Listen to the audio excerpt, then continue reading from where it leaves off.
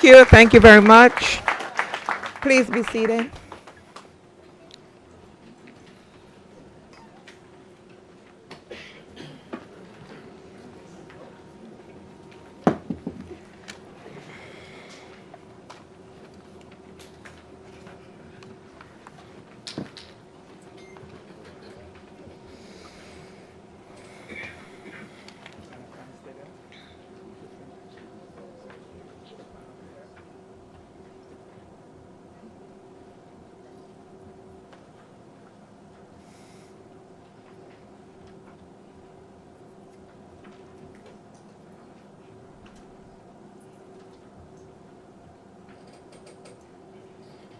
We are giving that are coming in an opportunity to be seated.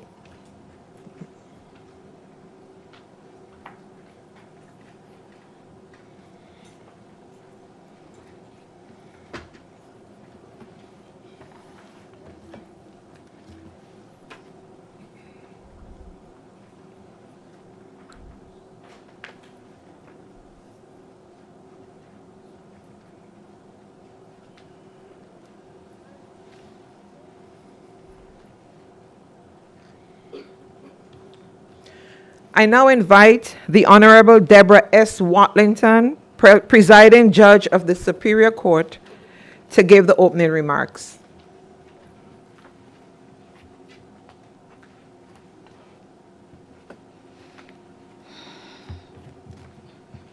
Good morning, everyone. Good morning, Governor Albert Bryan Jr. Good morning, Lieutenant Governor Tregenza Roach. Good morning, Chief Justice Reese Hodge, and the Associate Justices of the Supreme Court, Justice Maria Cabret, Associate Justice Harold Willocks. Good morning to the other judges and magistrate judges of our Superior Court of the Virgin Islands. Good morning, Judge Lewis and Magistrate Judge Emil Henderson of our District Court of the Virgin Islands. Good morning to all the members of the Virgin Islands Bar, and good morning to our retired judges, Judge Steele and Judge Edgar Ross. That's who I see, and it's so important to recognize those that help us to get where we are today. Good morning to all of the members of the Virgin Islands Bar, all of the partners in our legal system, justice system. Good morning to family and friends. It's so good to get together for these types of occasions. And on behalf of the Judiciary of the Virgin Islands, I warmly welcome you to this investiture ceremony for the Honorable Ernest Morris Jr., and is a judge of the Superior Court of the Virgin Islands, and the Honorable Magistrate Judge Venetia Velasquez. Judge Morris and Magistrate Judge Velasquez will be officially invested today with the symbols of their office. They've been working already, though. They will take their oaths of office publicly for all of you to see. They will be bestowed with their robes and presented with their gavels, all of which are symbols of authority and power.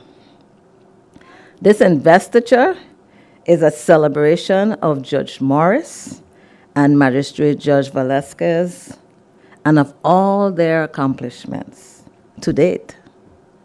It's an opportunity to honor them for their life's work, their excellent life work, and to support them for the hard work and the challenges that lie ahead. And I call this their formal promotional event. And I say promotion because on November 8th, 2024, Associate Justice Willocks was formally invested as the fourth Justice of the Virgin Islands Supreme Court. His elevation to the Supreme Court created a vacancy in the Superior Court, which Judge Morris now fills as a general jurisdiction judge. And Judge Morris's elevation created another vacancy in our magistrate division where he previously served.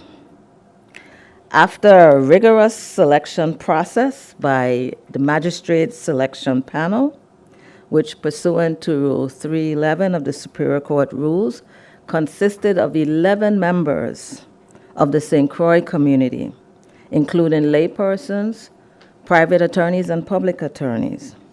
They recommended the top 2 candidates for consideration by the active judges of the Superior Court. Magistrate Judge Velasquez was selected and appointed to fill the vacancy in the magistrate division. She became the 5th magistrate judge in the St. Croix district since the establishment of our magistrate division, a very important division of the court, which was established in 2008.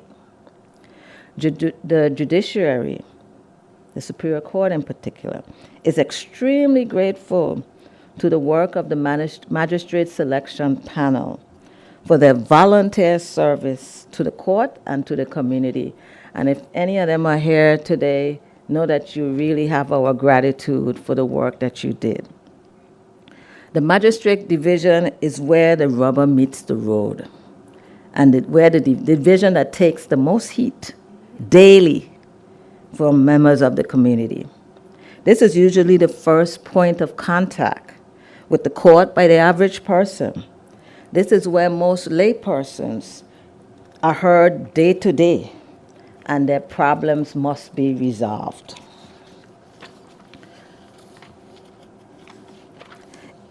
It takes a lot of patience, tolerance, compassion, respect, dedication, and exceptional people skills and judicial skills to do this important work. Not just in the magistrate division, but as a judge in general. But I specifically thank Magistrate Judge Velasquez for taking on this challenge, and Judge Morris for his work as a magistrate judge for almost 5 years. It is no easy task. I am confident that both of them will serve with distinction, and I'm assured of success, especially if they acquire what Socrates identified as the 4 essential qualities of a good judge. Good judges are to listen courteously, answer wisely, consider soberly, and decide impartially. Congratulations to both of you for your diligence and your pursuit of this greater challenge, because not many people take on these tasks. It's a challenge for us to get good lawyers to come to work for the courts. So I hope that by this program, others can see that there are opportunities here at the Superior Court of the Virgin Islands, and we need good quality professionals to come and work here at the Superior Court. As of today, though, we have a full cadre of judicial officers. That is, all the judicial positions at the Superior Court are filled. However, for any number of reasons, vacancies can occur. And when they do, the work of the court must still continue. We need the tools to ensure that this court never stops, that a judicial officer is always on duty, and that the court can fulfill its duties and meet the needs of our community. Whether we become ill, disabled, unavailable, have conflicts, or need temporary help with handling our caseloads. And we usually get those help from former judicial officers who are willing and able to work. All judicial officers are held to the same ethical standards and are obligated to uphold the rule of law in accordance with the Constitution of the United States and the laws of the Virgin Islands. All judicial officers are bound by a judicial code of conduct, which is necessary to maintain the independence of the judicial branch. We need the support and resources to perform our independent roles and make decisions based on laws. I trust that this investiture ceremony serves as a reminder to all that a well-supported, well-prepared, and well-respected judiciary are the cornerstones of a just and well-functioning society. I really hope that you enjoy this investiture ceremony today, and I thank you for being here.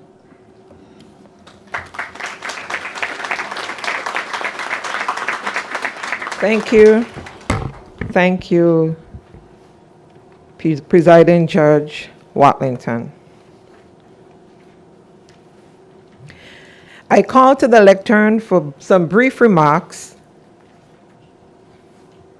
Attorney Adrian Dudley, who is representing the Virgin Islands Bar Association Board of Governors. Thank you. Good morning, everyone. I am utterly delighted to be here with you today. Good morning, Governor. Good morning, Justice Hodge, Chief Justice Hodge, and good morning, Senator Francis. Good morning and warmest congratulations to my friends and colleagues, Ernest Morris and Venetia Vasquez. Of course, now I have to call them Your Honor. I would like to say today, on behalf of the Virgin Islands Bar Association, that we are thrilled to add these learned colleagues from our midst to the ranks of the judiciary of the Virgin Islands, of whom we are very, very proud.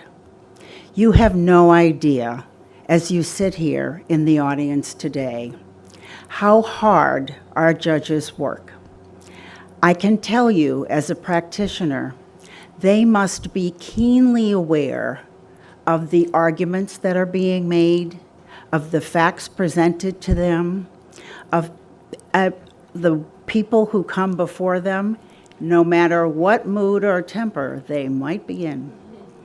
They can cover them adequately. But there is a really important topic I'd like to take the opportunity to address today, with all due respect to the senators present. Our judiciary is in dire need of more resources. We need the funds to carry on our judiciary, to make sure that our buildings are properly kept and maintained, to make sure that judges have what they need in terms of resources and law clerks. Frankly, we need more judges. The caseload of our judges on the Superior Court and the Supreme Court is mind-boggling. There are cases that have not been decided for 5 and 10 years.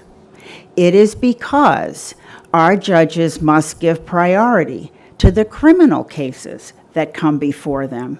So the civil cases, which are important to the litigants who have brought and defended them, must wait.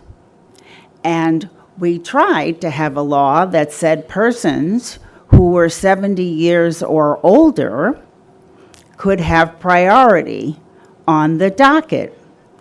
That didn't work out so well, and our Supreme Court decided, and rightly, that it was unconstitutional. In any event, I ask all of you to support the cause of our judiciary when it goes before the Senate Budget Committee and the Committee of the Whole, asking for the money that it needs. When Chief Justice Hodge goes to the Senate, his budget is always cut because there are so many other admittedly necessary items that need to be funded. But our courts are the bedrock of our community, and we must have them properly funded to continue to provide the excellent service that they provide and to get those civil cases attended to. In any event, thank you so much for your patience and for listening to me today. I'd like to recognize my colleague and good friend, the new Attorney General, Gordon Ray, among the dignitaries present. He wasn't recognized before. And I conclude by asking you, when you see your judges, say hello and thank you for your service, because I tell you, it is a service, and we are justly proud of the service they provide. Once again, warmest congratulations to my friends and colleagues, Ernest Morris and Venetia Vasquez. Thank you so much. Thank you, Attorney Dudley. That's a fair call to action, I think. The Honorable Novell E. Francis Jr., President of the 35th Legislature, will give his brief remarks.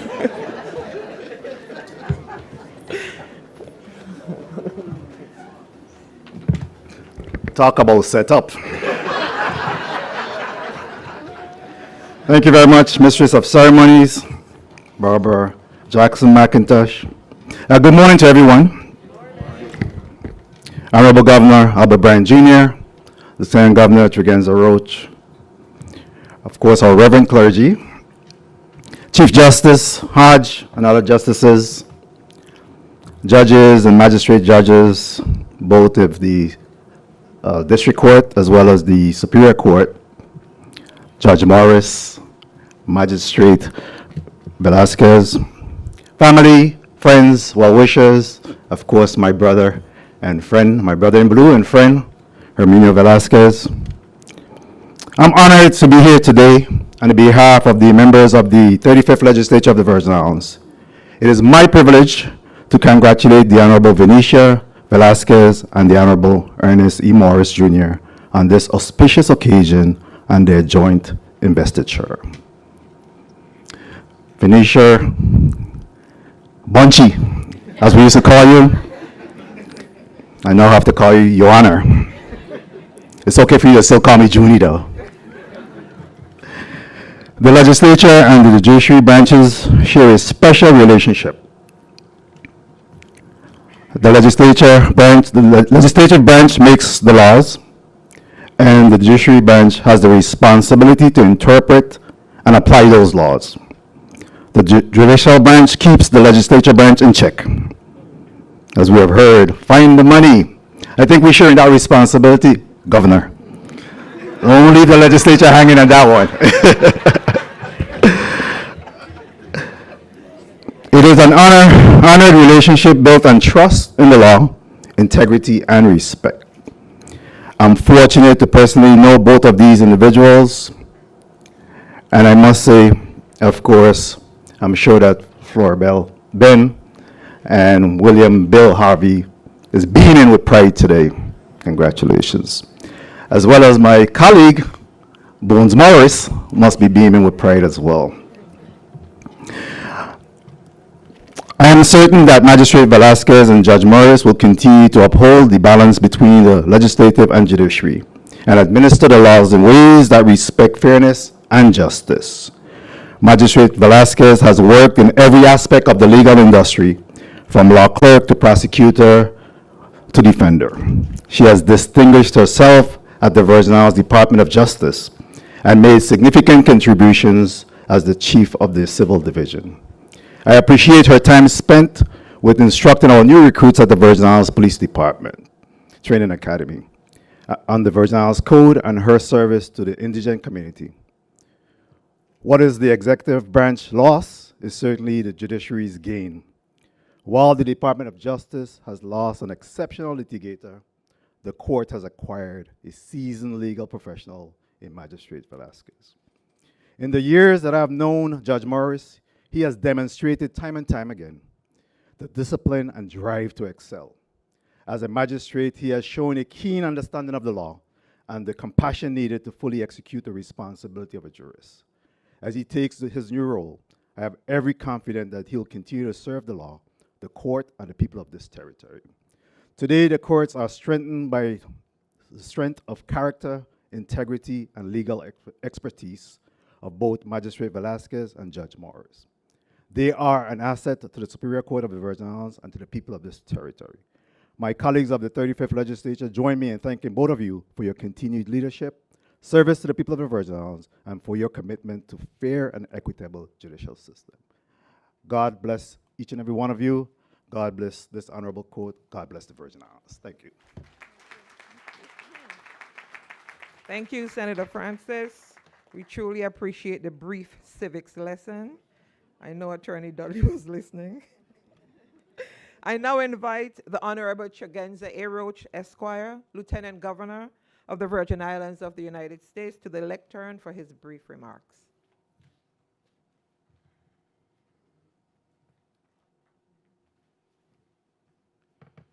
Thank you, Mistress of Ceremony McIntosh. Good morning, everyone. Say a special good morning to Governor Bryan, to Senate President Francis, to Chief Justice Reese Hodge, and Presiding Judge Deborah Watlington, and all the members of the judiciary. I want to say a special good morning to our clergy, my Moravian brother. Thank you for your prayer.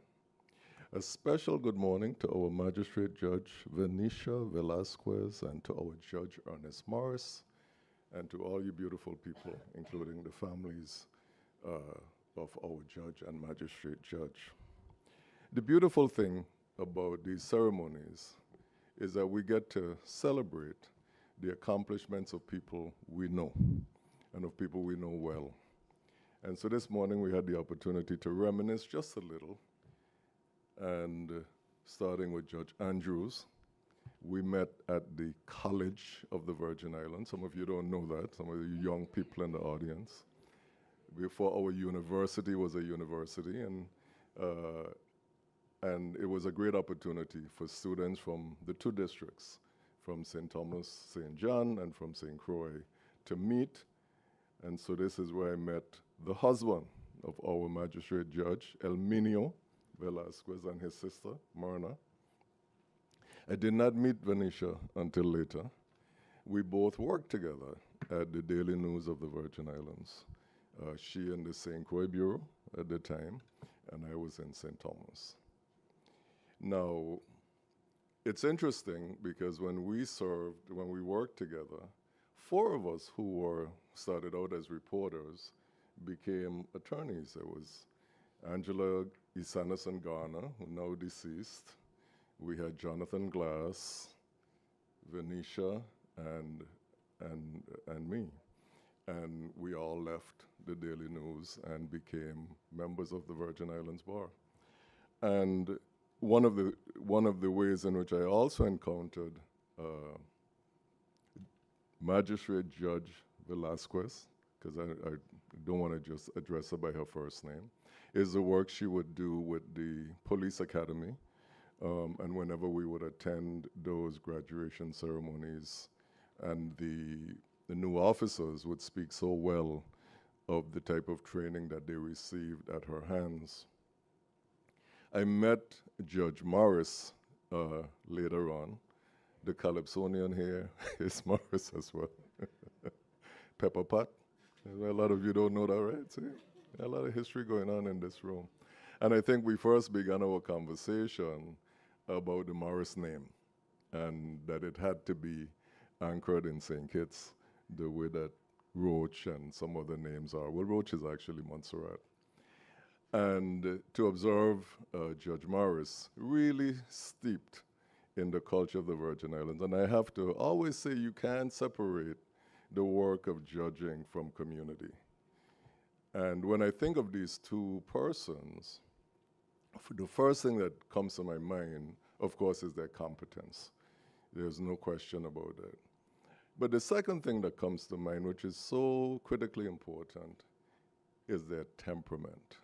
And because temperament includes compassion, and it includes mercy, and it includes an understanding of the people who you are to serve.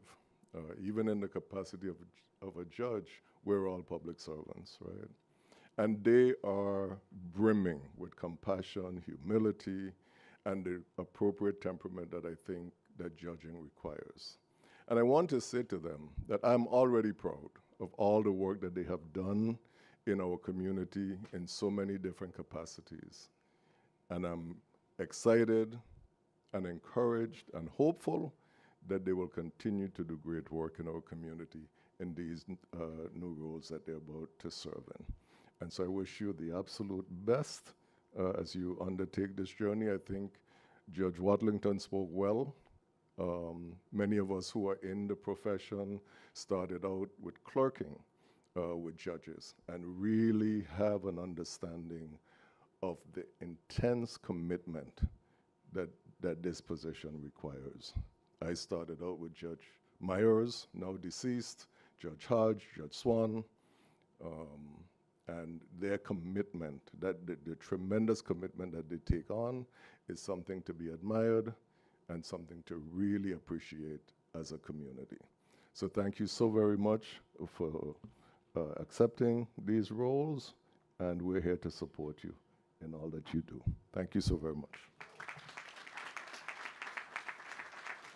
Thank you, Lieutenant Governor Roach, for your usual historical, inspiring, and encouraging words.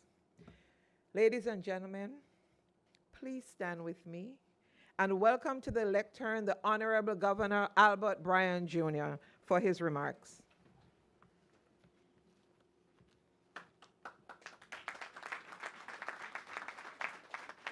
Good morning. Please be seated. Good morning. I have a mint in my mouth. Now I gotta swallow it. Bear with me. I forgot about that part. Good morning. Justice Hodge, Senate President Noel Francis, Lieutenant Governor Tregenza Rose, presiding judge, other judges, dignitaries, and most especially our two honored guests this morning. Good morning. And before I go on, you know, there's somebody here that is so brilliant and magnificent. I just gotta recognize the Honorable Adrian Dudley for that legislative spot on, you know? I get a lot of blame. It's good for somebody else to get some blame for something. But seriously, Virgin Islanders, you know, the one thing about being governor that I really love is Virgin Islanders. And I get the privilege of going around and really recognizing extraordinary Virgin Islanders every day as like part of my job. I mean, we know the Rock Cities and the Kenny, not Kenny, oh God, Lord, again this morning, Tim Duncans of the world, and all the great people that are in boxing, like Julian Jackson, Livingston Bramble. But there are a lot of other amazing Virgin Islanders that we don't get to recognize, or maybe we don't pay attention to recognize every day. Reese Hodge at the investiture of Justice Willox the other day reminded us that it was like 97 years we didn't have a Supreme Court, and that he is the first male Virgin Islander actually sworn in from St. Croix to the Supreme Court by a Supreme Court justice. That is like huge. And it kind of like went over without anybody really noticing it. Today, before I came here, I was walking with Adrienne Todman, who is the Secretary of HUD, acting Secretary of HUD. She's in the President's cabinet. I was just in D. Hamilton Jackson Terrace walking around with her. Virgin Islander. And certainly when you listen to the judges that testified at the investiture that spoke, amazing, amazing history and just knowledge of the law. It's like, I almost want to cry every time I see somebody go to the bench because you don't hear from them again. And we need people to talk about, we need as much brain power as we have now to talk about things that people don't necessarily think that are important. I mean, our conversation is clouded with, you know, potholes and wanting to pave and the little things, important things that they need to do, but there are huge things in our community that are changing that we're not having discussions about. Medicaid, healthcare, all the intricacies of the rum cover over and things that are going on like that. You know, this week I went to a Virgin Islands school and I was like blown away first the twirlers, the mokojumbis coming in, the bright young faces with the ties on as I entered in, or then they had a rendition by a trio of flautists. They're playing the flute extremely well. The national anthem sung by a young Virgin Islander, and I felt so good about what we have.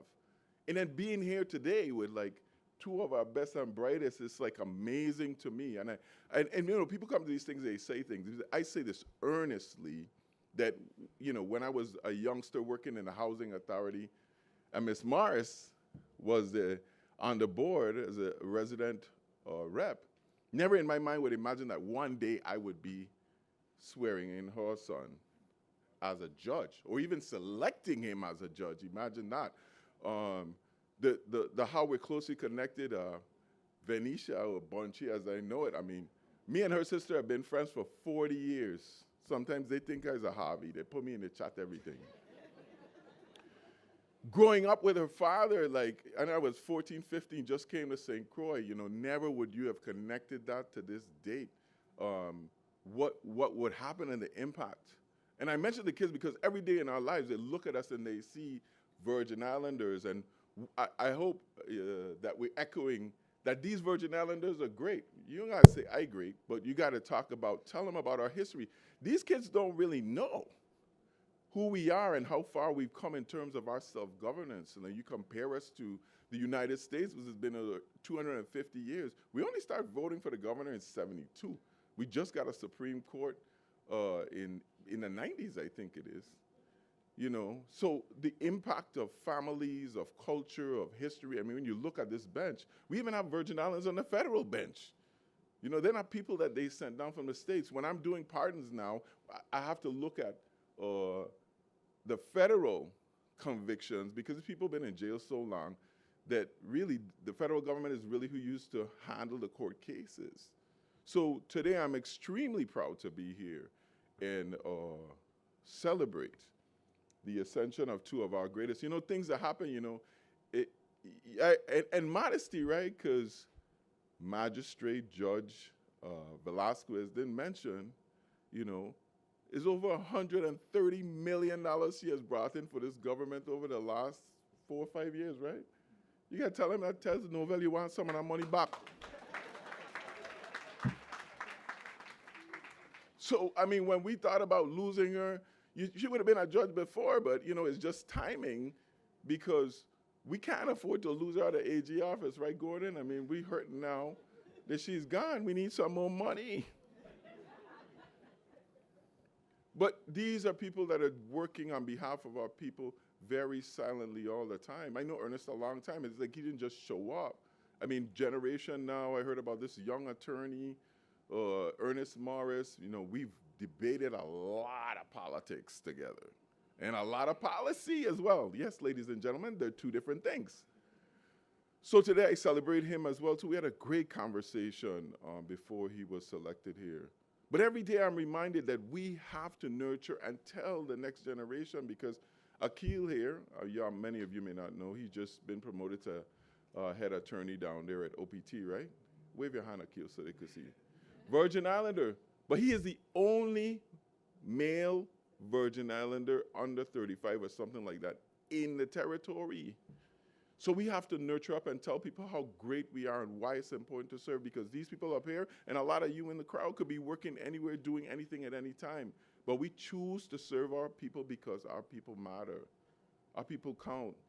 And every time, and I told the students there at Lockhart Elementary where I went, I said, you have a responsibility too. Because, you know, every single day, I listen to people talk about me, I don't feel like boxing them. But I don't do that because I think of you, young people. I think of what the representation and the example I'm making to you, young people. And I want you to think about the example and the representation you're making to your school and to your parents and to your entire family. Today, we celebrate two of our very own. I'm immensely proud to say these are sons and daughters of our soil that we bring into the judiciary. Thank you and congratulations. Thank you, Governor. The governor seemed like he forgot he's in court. He gonna box people down. Lord. Just, and the previous speakers have said, and the governor solidified, that we're in a small community and you never know when and where you're going to end up, right? They talk about humility, tolerance, patience. I'm writing some words down, compassion. And so when I met Judge Morris, that's what he had. To me, he was patient, compassionate, tolerant. And let me tell you how I met Judge Morris. He succeeded in uneventfully guiding me through a quadrille dance set. And for me, that's very difficult. If you could teach me to dance anything, you're awesome. And so he did. If you went to St. Gerard's Hall on a Christmas night, you know you have to just come right. You can't mess up the line. So for those of you who don't understand, what I just said is L-I-N-E, line. But local vernacular, we say the line. So when you get in the line, you have to know what you're doing. Because if you make a wrong move and it start being a bunch of, foolishness, they get upset. And Judge Morris was able to guide me through a dance set. That's how patient, tolerant, humble, and compassionate he was. And to think, that was a few years ago, and to think that I would be here as the MC at his ceremony today is very heartwarming. Okay, so let's move into the rest of the program. All hearts composed? Amen. All right, it's a beautiful day in the Virgin Islands. It sure is. To introduce Judge Morris, I will call attorney Akil St. John to the lectern.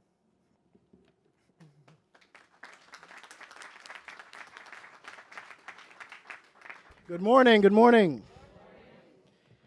Thank you so much for that introduction. Governor, I want to recognize you and thank you for that shout out. I did not tell him to do that.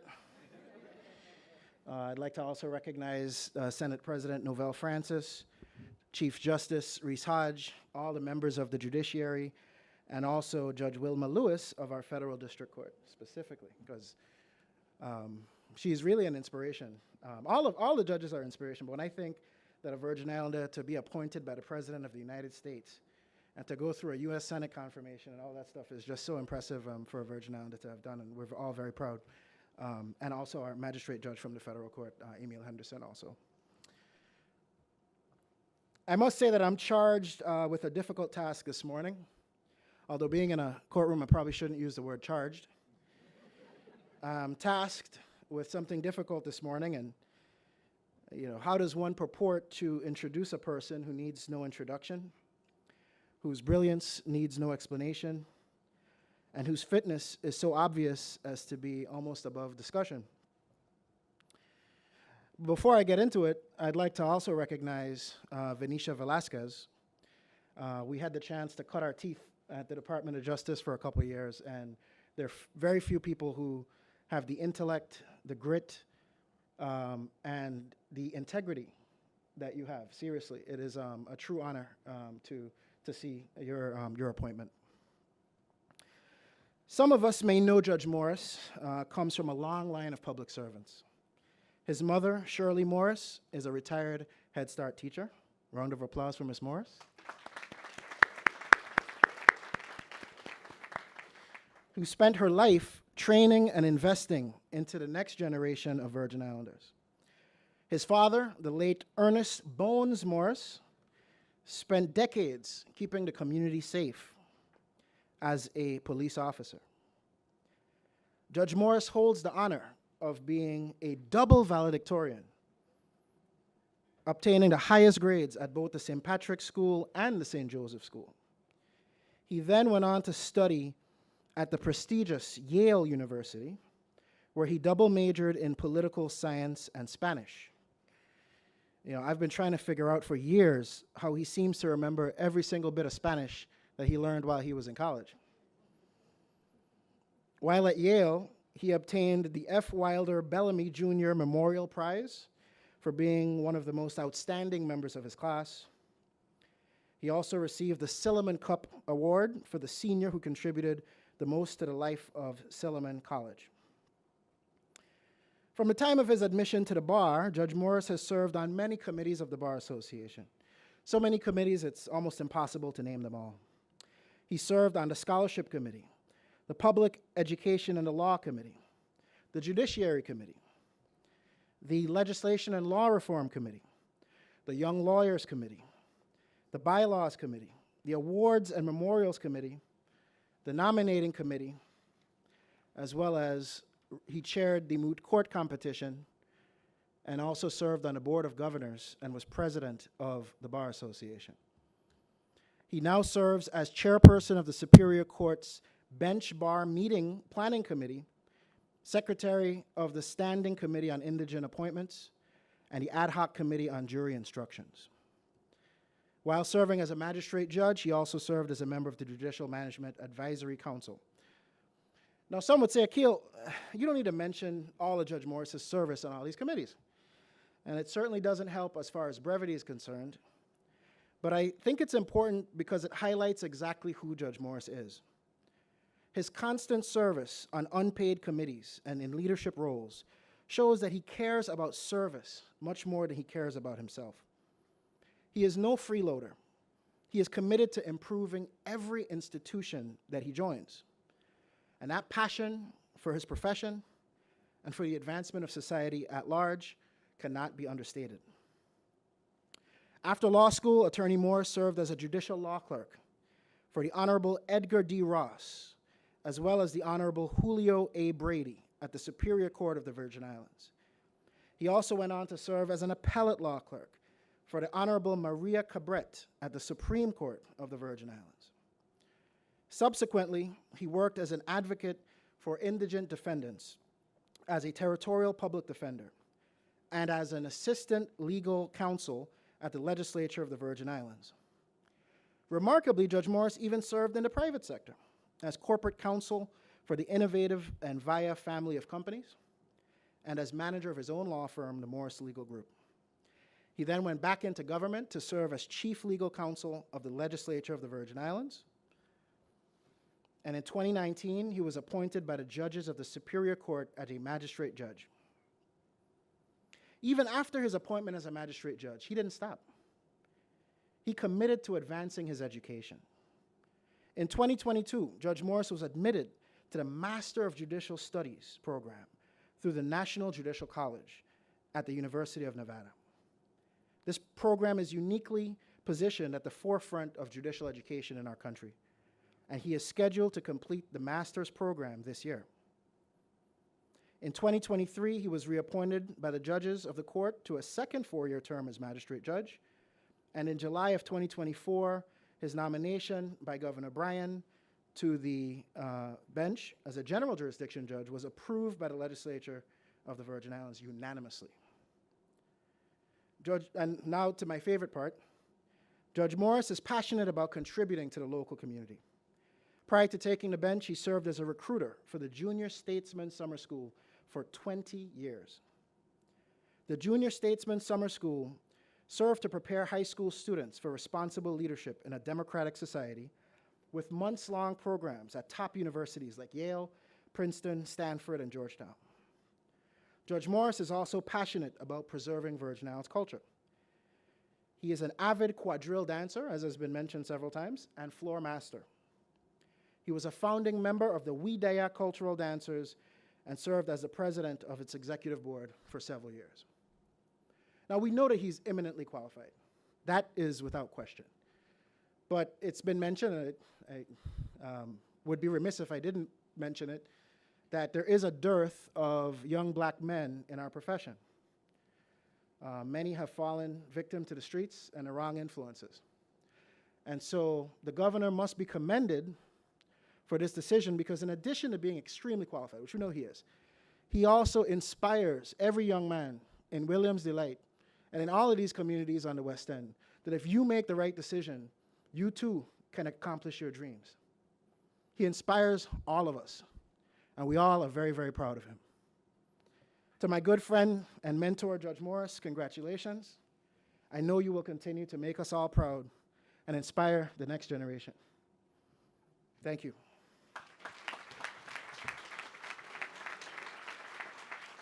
Thank you, Attorney St. John.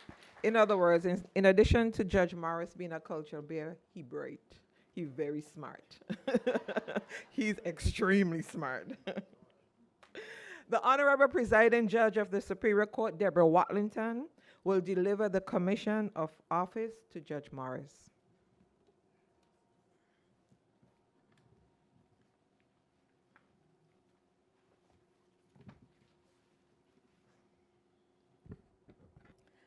As you know, Judge Morris was nominated by the Honorable Governor Albert Bryan Jr. and confirmed by the Virgin Islands Legislature, and thereafter the governor issued this to Judge Morris. To all to whom these presents shall come, greetings. Know ye that reposing special trust and confidence in the integrity, ability, and discretion of Ernest E. Morris, Jr., I, meaning the governor, have nominated, and with the advice and consent of the 35th Legislature of the United States Virgin Islands, do hereby appoint him to be Judge of the Superior Court of the United States Virgin Islands for the St. Croix District, effective July 23rd, 2024 to July 23rd, 2030, and do authorize and empower him to execute and fulfill the duties of that office according to law, and to hold the said office with all the rights and privileges thereunto legally appertaining pursuant to Title IV, Chapter 5, Section 71 and 72 of the Virgin Islands Code. In testimony whereof, I hereunto set my hand and cause the seal of the government of the United States Virgin Islands to be hereunto affixed, done at the city of Charlotte Amalie, St. Thomas, this 23rd day of July, in the year of our Lord 2024, by Governor Albert Bryan Jr., attested by Lieutenant Governor Tregenza A. Roach.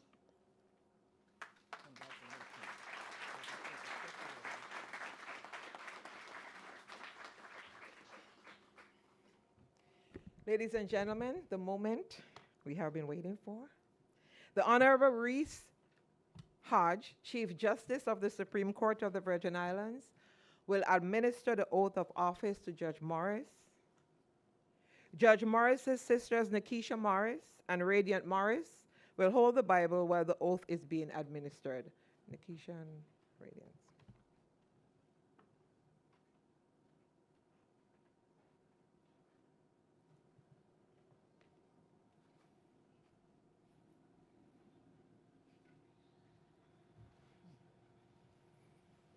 Raise your right hand and repeat after me. I, Ernest E. Morris, Jr., I, Ernest E. Morris, Jr., do solemnly swear do solemnly swear that I will support, obey, and defend that I will support, obey, and defend the Constitution and laws of the United States the Constitution and laws of the United States applicable to the Virgin Islands applicable to the Virgin Islands and the laws of the Virgin Islands, and the laws of the Virgin Islands, that I will administer justice that I will administer justice without respect to persons without respect to persons and do equal right to the poor and do equal right to the poor and to the rich, and to the rich, that I take this obligation freely that I take this obligation freely without any mental reservation without any mental reservation or purpose of evasion, or purpose of evasion, and that I will faithfully and impartially and that I will faithfully and impartially perform the duties incumbent upon me perform the duties incumbent upon me as a judge as a judge of the Superior Court of the Virgin of Islands. the Superior Court of the Virgin Islands. So help me God. So help me God. Congratulations. Thank you.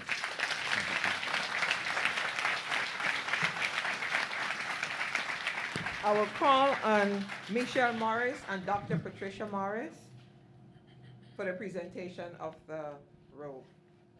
Gown, robe?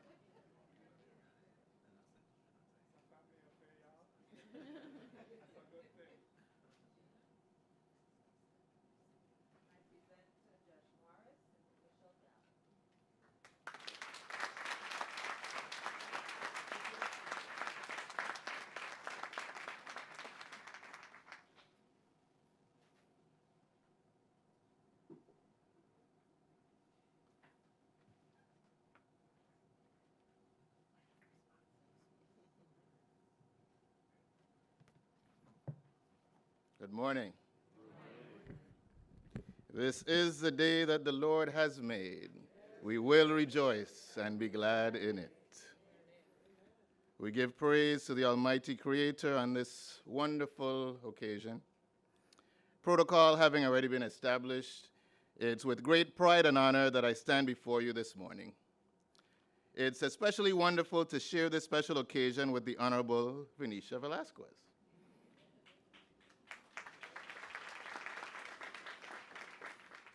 I've had the pleasure of going up against her as an Assistant Attorney General when I was a defense attorney.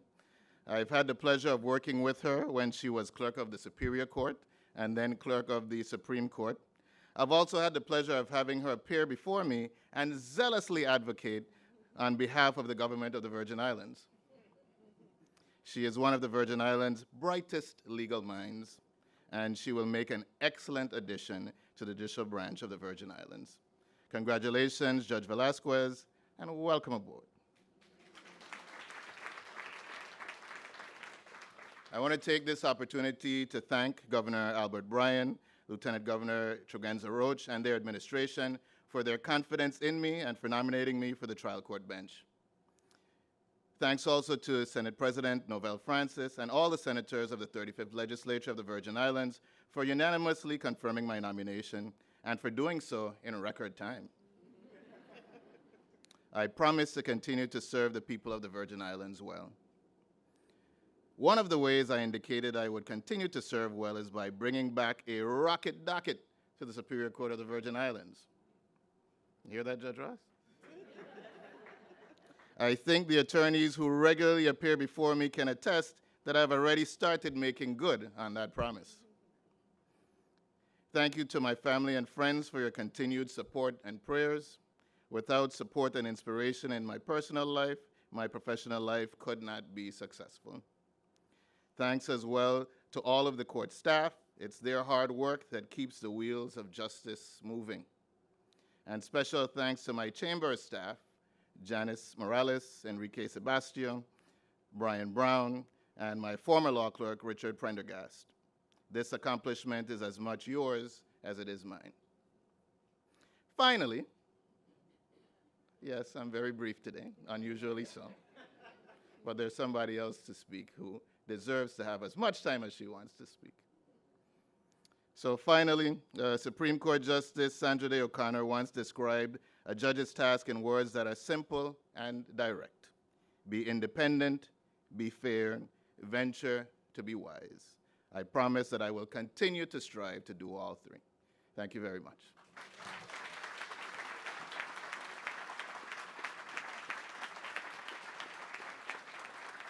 Thank you, Judge Morris. Let's do better than that. Please stand. Thank you, Judge Morris.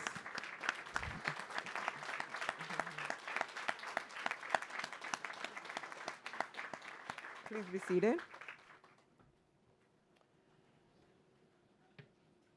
I saw someone in the audience that this is not my day, right? But I have to recognize, I'm sorry, Mr. Stanley Jacobs.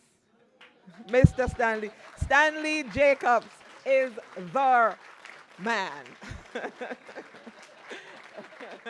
Actually, as was said in the program, I'm the director for the BMV, and we had conversations with Mr. Jacobs. On your registration coming soon, we are going to remove the picture that's there, which I think is the flower, and we are going to put Stanley on a 10 sleepless nights. Yeah. And while you're at it, your license is going to be changed as well, and we're going to have General Bodo on the license. Coming soon, January. All right. Before we move into the other half of the program, I must say something genuinely nice about my friend Venetia. How did I get here? Why am I up here? Well, I know Venetia for the last 30 years. We've been friends. We met as employees of the Virgin Islands Police Department when I was a police officer. And Pastor, I was a more devout Christian than I was now. I invited Venetia to join me at church. We had a crusade at church, and I invited her to come, and she did attend. And Kurt and Ari would have to come because they were kids at that time.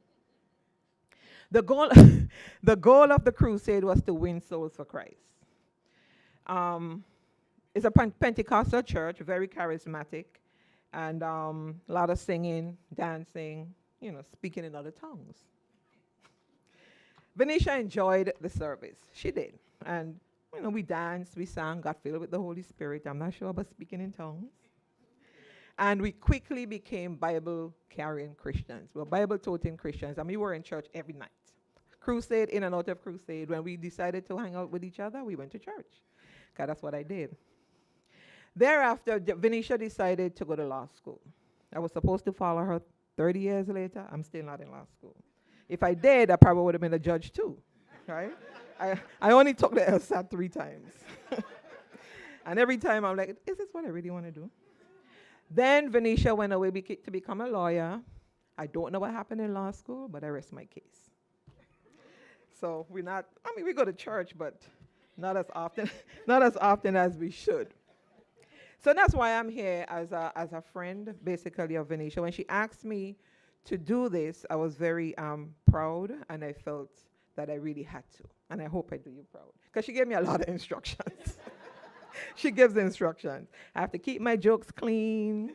Although I have a lipstick joke that she won't allow me to tell because we don't have no children in here, but I could tell my lipstick joke. I'm going to tell my lipstick joke. It's clean. And some of you guys, you got to listen to this. All right? You're going to learn something from this. Take your notebook out. So Venetia and I and Jamila, we went to a function. It was a Shriners annual event, a big event. And there was this gentleman there, slim, nice, stately-looking gentleman, handsome. He was about 90, and he looked like he was something in his day. And Venetia, he asked her to dance. And of course, the dancer that she is, she got up and started dancing. And he twirled her around. And then he pulled her back and was talking in her ears, and she laughed. And then he did it again and was saying something in her ear, and she started laughing again. So when she came back to sit next to her, I said, what was he telling you? She said, the gentleman said, I love the color of your lipstick, but I don't know the flavor.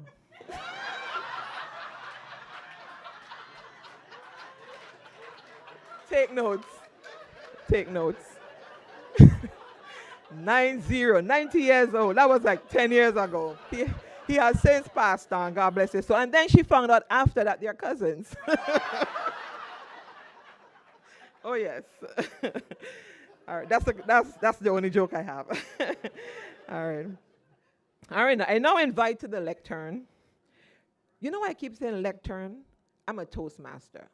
And I was told by a Toastmaster, they're listening, by the way, if you say podium, it's not a podium, it's a lectern. So I have to say lectern.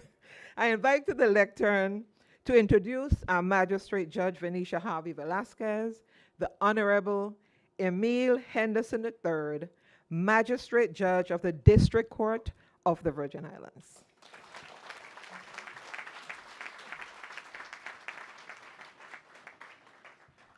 Good morning.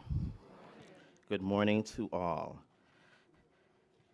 It is my honor to be here this morning to introduce my dear colleague and my very dear friend, the Honorable Venetia H. Velasquez, as Magistrate Judge of the Superior Court of the Virgin Islands. When she asked me to do this, she asked that I introduce her and give some remarks as her friend. And I asked her, well, is there anything that I should not say and anything that I can say? And she said, no, you can say whatever you want. And I said, say less. So, where do I begin? I guess from the beginning. So buckle up. We will be here until Tuesday. Because she has done everything. But I'm just kidding, though. We won't be here till next Tuesday, but it is true that she has done everything. She is the youngest of 6 children born to former Senator William Bill Harvey and Flora Bell Peterson. And of course, I had to mention that she is the youngest, right? She was born in the town east of Kings Hill. And she was educated locally at the St. Mary's Catholic School and in our own Virgin Islands public schools before moving to the District of Columbia and graduating from Cardozo High School. She then attended Howard University, obtaining her bachelor's degree in human communications and political science. She received her Master of Arts in Education degree from the University of the Virgin Islands and her Juris Doctor degree from Howard University School of Law. She is married to Herminio Velasquez, a union that's been going for 26 years and counting. And she has 2 children who are her dear heart, Kurt and Ariane. And of course, the ultimate love of her life, her grandson, Mr. Elias. You know, when grandchildren come around, they replace all children, right? It's like the children never existed. So if you ever see Venetia with Mr. Elias, you know exactly what has happened to Kurt and to Ariane. So that's like the little quick bio, but I want to take some time to share with you a little bit of who Judge Velasquez is as a person. And permit me to utilize her name as of Venetia. Venetia is committed to excellence, and she demands the same drive in persons she works with persons she associates with, and genuinely cares about. There was a time that she didn't quite like me telling the story of how we first met. And so I would have to put a spin on the story so that people will understand it and she would be okay with it. So this is how the story goes. I first met Venetia when I was in high school. We weren't there together as students. She was my English composition teacher. I was in high school, a minor. And she doesn't like me telling that story because she would say, people think I'm old. And so the way that I would respond, and I would say to her, no, Venetia, they're going to think we're both young. And she paused, and she says, okay, then go tell it. Even then, she made you work to be the best. She was one of those teachers really in high school that really did look young, and she probably was young, but you knew that she was a teacher. And every time you entered her classroom, you were going to learn, and you were going to leave her classroom with way more knowledge than when you entered her classroom. That is where her heart is, in educating and teaching others to be better. Mediocre was not in her vocabulary, and it was not going to be in ours. Our paths would cross again when I came home to be a law clerk to the Honorable Edgar D. Ross here at the Superior Court of the Virgin Islands, and she was clerking for the Honorable Maria M. Cabret, who was the presiding judge at the time here at the Superior Court. And it was well known that Venetia was the law clerk of all law clerks because we went to her for assistance for everything, and she willingly assisted us. She was great, and she made us better. And when we met up, it was as though we had not missed a beat. And she was happy that I had gone to law school and that, more importantly, that I had come back home. And from there, Venetia would take her drive, her excellent work ethic, and commitment to this territory and the legal profession to even greater heights. She would go on to serve as staff attorney at the District Court of the Virgin Islands in the Appellate Division. She would then move on to serving as the first clerk of the Supreme Court of the Virgin Islands. She would then move on to serve as the clerk of the Superior Court of the Virgin Islands, before then moving on as an assistant public defender in the Office of the Territorial Public Defender in the Appellate Division, serving as an appellate public defender.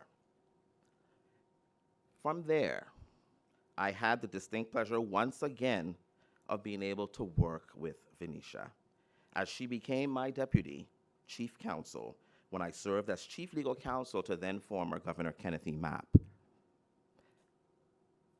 She would then always sit and walk with me. She was one of those deputies who you could count on for anything, and you would know that all T's were crossed and all I's were dotted. She would then move on to the Virgin Islands Department of Justice, where she most recently served as the chief of the Civil Division. And during all of this, Venetia still found time to be a part of the part-time faculty at the University of the Virgin Islands, teaching in the College of Liberal Arts and Social Sciences, various courses to include criminal procedure, administration of justice, and evidence. She also taught police recruits while she served in the criminal division of the Virgin Islands Department of Justice, and also served as post-academy instructor and post-hearing officer, determining employment and certification challenges. She also served as the representative for the Attorney General of the Virgin Islands on the Puerto Rico Virgin Islands HIDA, and also on the HIDA Executive Board Budget Committee to determine the budget for this region.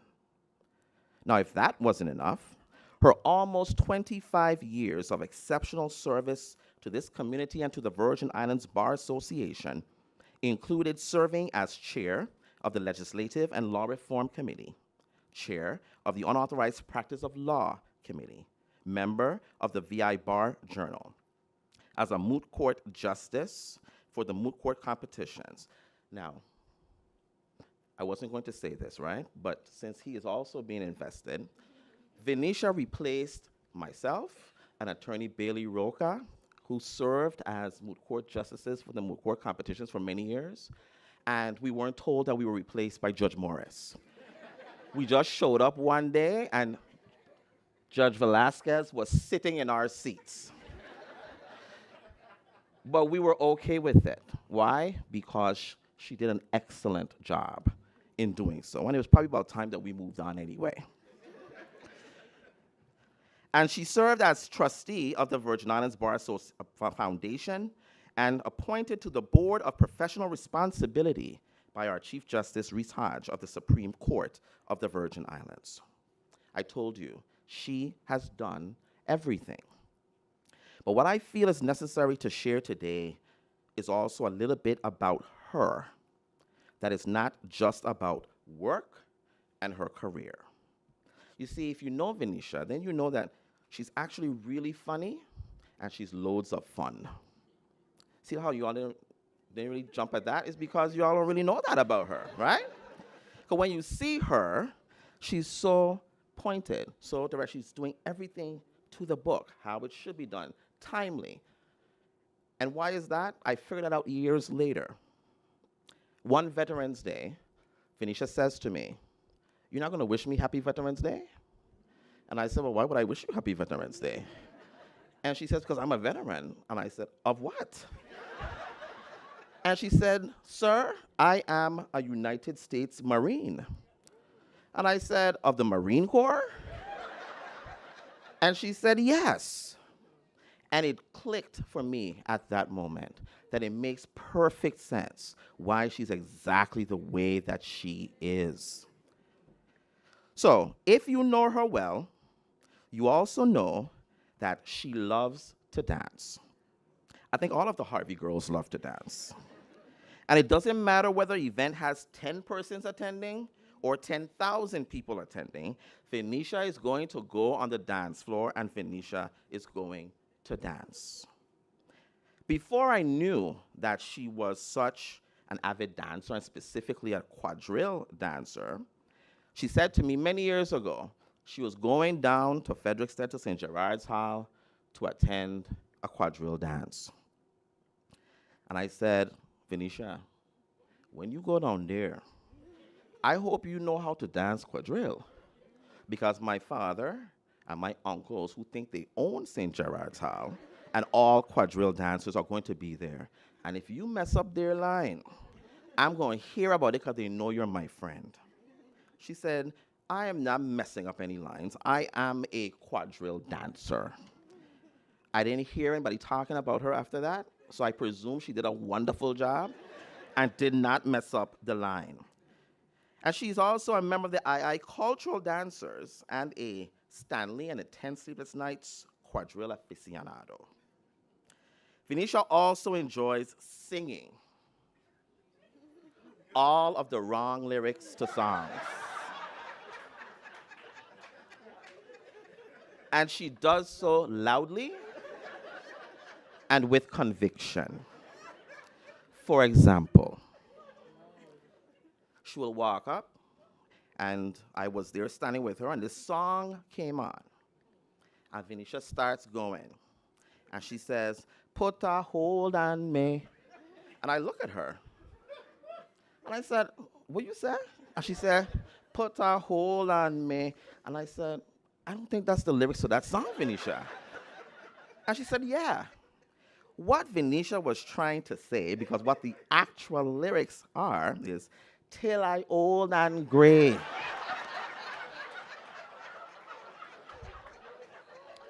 Now, how Venetia got "Put a hold on me" from "Till I old and gray," only Venetia would be able to explain that to you.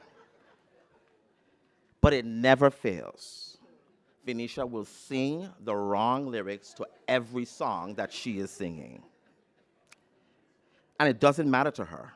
She will sing what she believes it is, and that's pretty much it.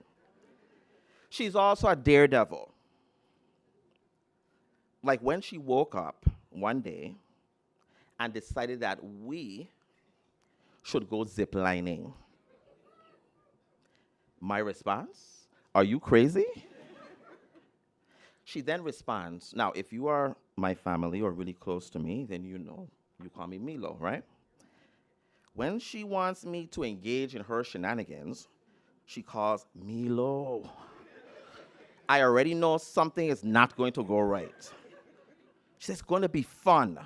We're going to go ziplining." And what does Milo do? He goes ziplining. And actually, we had a wonderful time. Venetia loves to party. She can go from one party to the next party, to the next, to the next. I am still unclear as to where she gets the energy, but somehow she does. That's the kind of person that many people don't get to see her as. Yes, she works hard. Yes, she's committed to her career.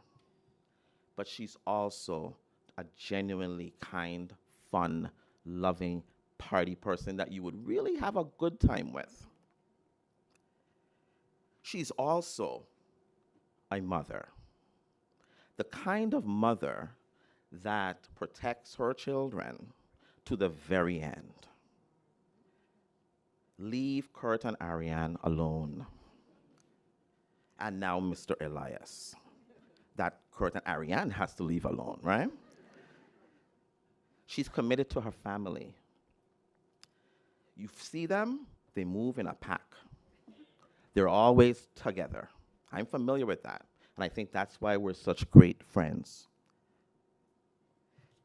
The truth is that I've hoped that I've given you a glimpse into who she is, genuinely as a person, and what you can expect from her as a judge. The fact is, the local judiciary has been given a gift. You've been given a gift in Judge Velasquez. I know of no one more qualified for this role. She is committed. She is dedicated. She is beyond intelligent. She is fair. She is committed to public service and to the community and to the rule of law.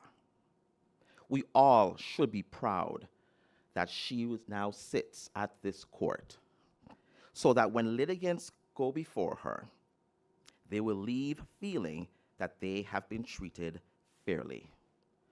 They will leave feeling that they have been heard. I could not be more proud of you, Venetia. You have not only earned this position, you deserve to have this position.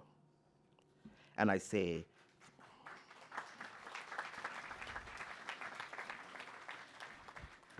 congratulations to you. Welcome to the judiciary. I know that now that you are here, the outlook on the law, the outlook on the quality of writing, the outlook of how people will view this branch of government has only risen. And it has risen because you are now a part of that. Ladies and gentlemen, it is my distinct honor to be here again this morning to introduce Venetia Velasquez, the Honorable Venetia Harvey Velasquez, as the Magistrate Judge of the Superior Court of the Virgin Islands.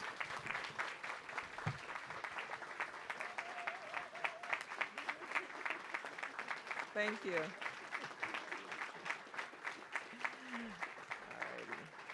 So, you could please be seated. So, I was hanging with Jamila and Venetia, and I started singing. And Jamila said, Venetia rubbing off on you? Those are not the words to the song either. Anywho, I now invite the Honorable Presiding Judge of the Superior Court, Deborah Watlington, who will deliver the Commission of Office to Venetia Velasquez.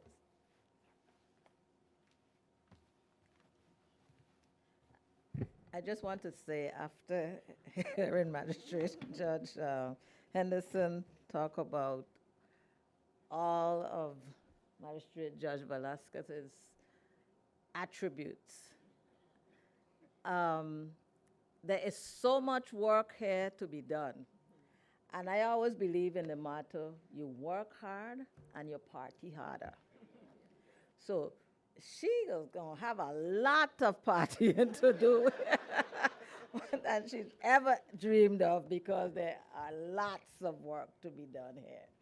So, but I described to you earlier the process for the selection of the magistrate judge of the Superior Court. And so in this instance, I get the opportunity to formally appoint her as magistrate judge of the Superior Court. And so it reads as follows. To all to whom these presents shall come, greetings. Know ye that reposing special trust and confidence in the integrity, ability, and discretion of Venetia Harvey Velasquez, I, with the advice of the Magistrate Selection Panel and consent of the judges of the Superior Court of the United States Virgin Islands, do hereby appoint her to be a magistrate judge of the Superior Court of the United States Virgin Islands for the District of St. Croix, effective November 4th, 2024 through November 4th, 2028, and do authorize and empower her to execute and fulfill the duties of that office according to law, and to hold said office with all the rights and privileges legally appertaining to Title IV, Section 123 of the Virgin Islands Code. In testimony whereof, I hereunto set my hand and cause the seal of the Superior Court of the United States Virgin Islands to be hereunto affixed, done in the city of Christiansted, St. Croix, this 22nd day of November in the year of our Lord, 2024. Deborah Smith Watlington, presiding judge. Congratulations.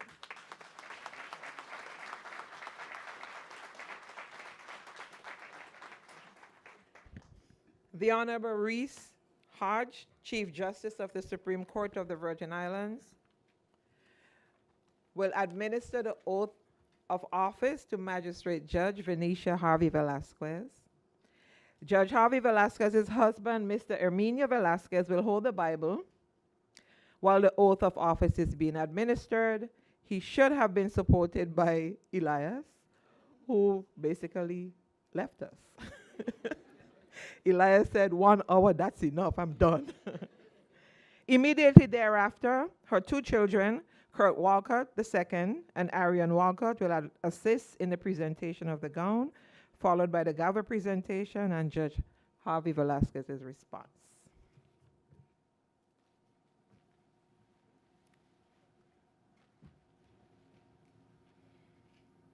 Repeat after me. I, Venetia H. Velasquez, I, oh my gosh, I'm nervous.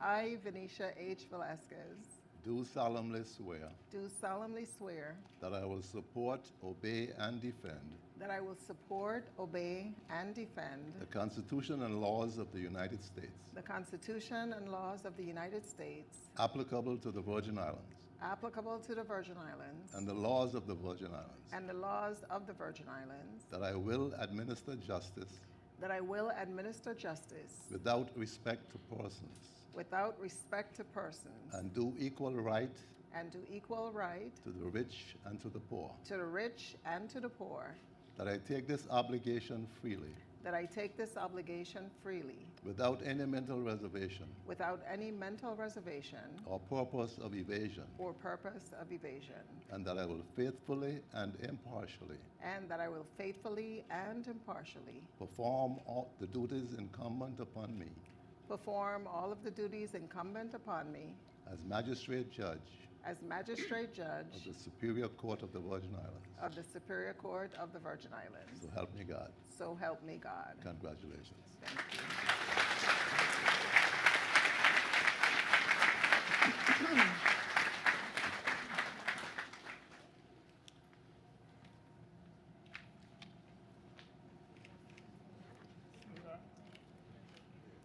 Just simulate it. Oh.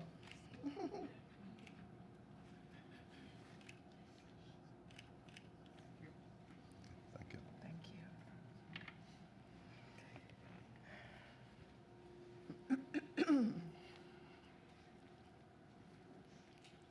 You're getting some practice moving back and forth here.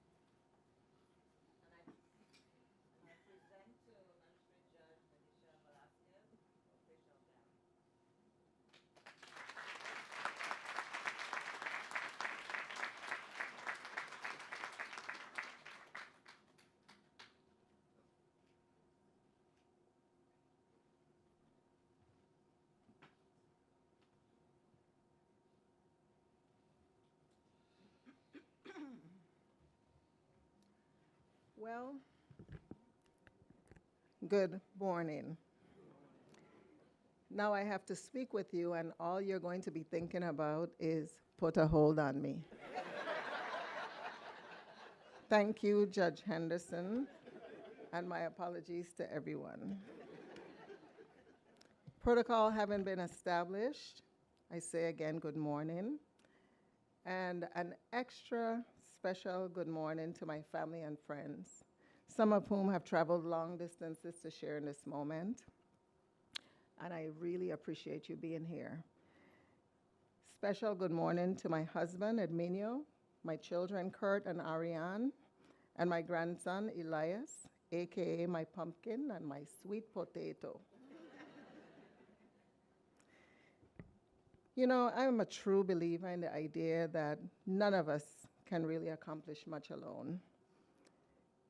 Rather, our achievements are often made possible when we have the right people supporting us as we put in the hard work.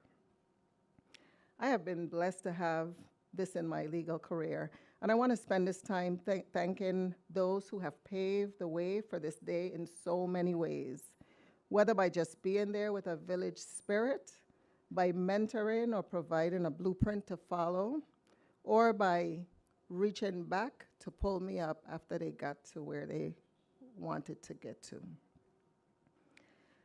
Admittedly, I took a long and windy road to this point. I fully intended to go directly to law school right after graduation from Howard University in 1985. But the truth be told, I got tired of eating macaroni and cheese and Snickers bars for meals, and I decided I was going to work for 2 years and then head right back to school. But those 2 years turned into 12 before I could finally return to law school.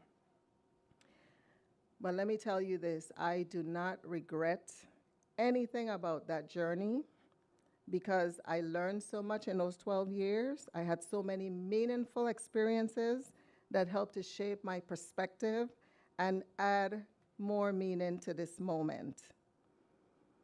Like earning my master's degree and interacting with the hundreds of students that I taught and who actually taught me so much.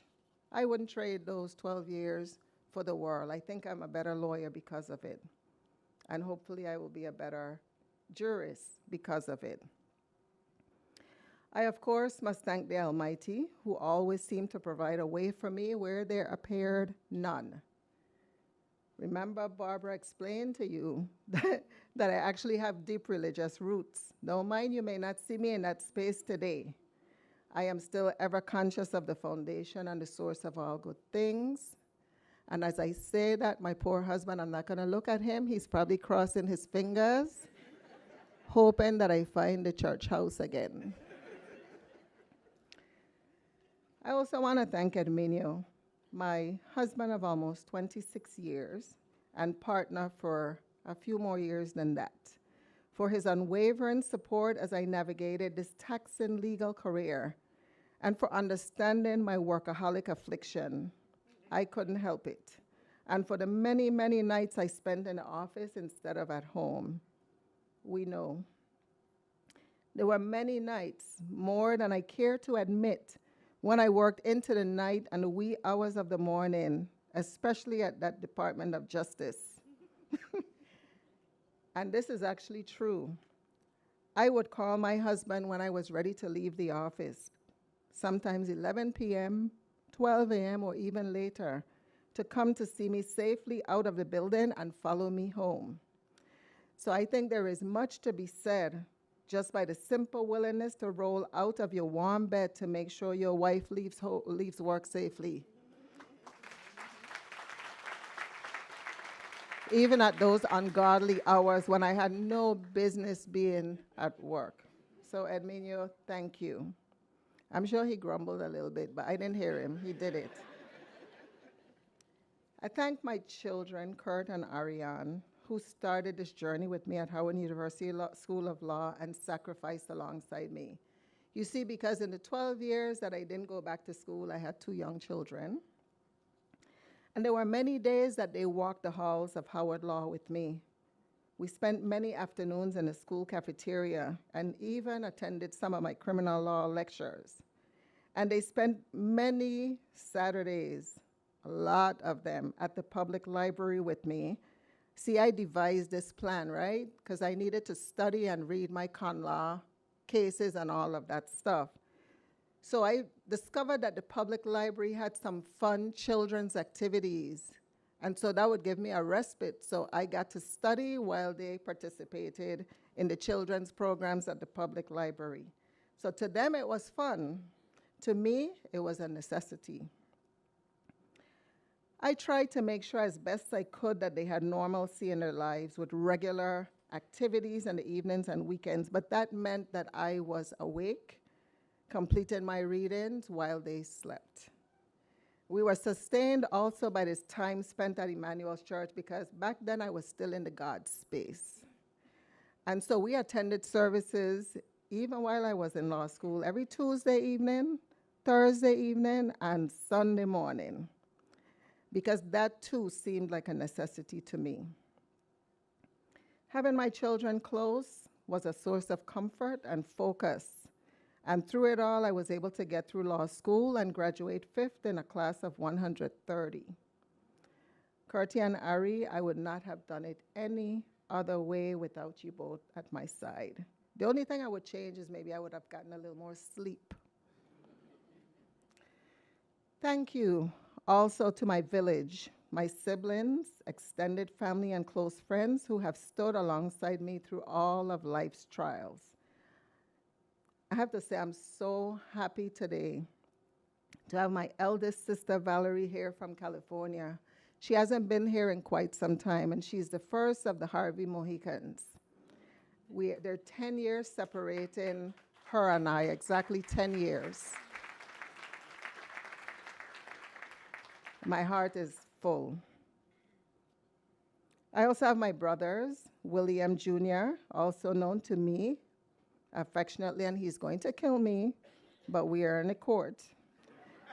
Also known affectionately to me as Pepe, and Billy Bob. And I have James, who's my brother times two. That's right. He's my brother by blood, and he's my brother by colors. And I have my sister, Jamila, and the youngest of the bunch, Patricia, who is here with her partner, Mike. Thanks to my niece, Carisha, Shanae, Toy. Carisha traveled here from DC, and I just love that she's here today. Darlene, I see you back there. Freddie, I love you all. I have so many more extended family members. I came from those of you who know us, you know I came from a large, rambunctious family, the rambunctious Petersons, Hansons, the Ebersons, Howell, a big group. And I love that you all are here to support me at this moment. Barbara, despite the lipstick story, thanks for a long, long friendship. We've been running for like 30 years. Even if we didn't see each other for months or even years, we didn't miss a beat when we finally reunited. And let me say, Barbara has really put up with me through all of life's, my incarnations, my Holy Ghost period, my Buju Banton obsessive stage, which apparently will never end, my country music stage, my stay-at-home stage, and then my outgoing stage when she wanted to stay at home, my 10 sleepless nights groupie stage, my goofy stage, my overly serious stage, and my I need to go on a trip and right now stage. Thank you for accepting me just the way I am. All the warts. So let me just talk about my parents right now because they're no longer with us. But today, they're particularly present in my mind as I take this step. I was really lucky to have parents who didn't accept half-stepping. And that stuck with me. Can't do anything halfway or just don't do it. They didn't accept half-stepping and they emphasized independent thinking.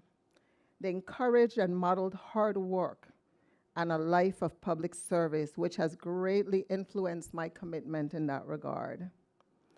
Today, I must honor the sacrifices of my mother, Florabelle Peterson Ben. She was mother to us, not mother, mother. She was a single mom of 8 and a lifelong public health nurse.